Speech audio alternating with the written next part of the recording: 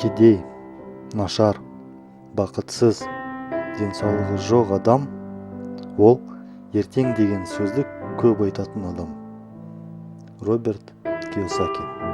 Қазір қоғамда әлемдік шешілмеген мәселе бар. Ол маңыздылықты жоғалту. Адамдардың өмірге деген құштарлықтары жоғалуда. Қызық емес өмірмен өмір сүру көп адамдарға жағады. Бәрі жақсы өмірді тілейді.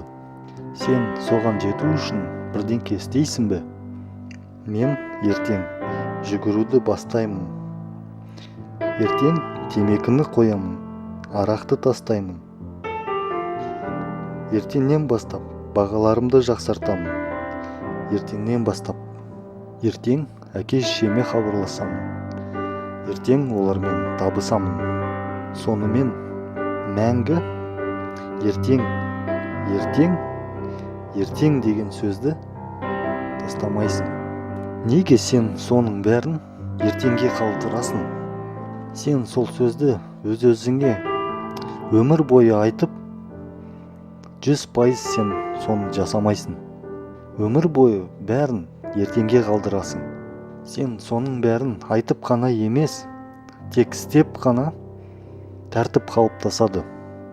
Істегің келмеген нәрсені істеп қана, ертеңге қалдырған нәрсені қазір істеп, арманыңа жетесің. Немесе ол саған қорқыныш. Сен бір нәрсені есіңе сақта. Біз өзіміздің қорқақтығымыздан біз ештеңеге жете алмаймыз. Өзімізді сондай өмірге қамаймыз. Өзіміздің қорқақтығымыздың түрмесінде отырамыз. Сондықтан біз ойлаған ойымызға, армандаған арманымызға жету үшін бірақ қана жол бар. Ол біз өзімізден ертең деген сөзді өмірімізден алып тастау ғана емес, ол қазірден бастап істеу.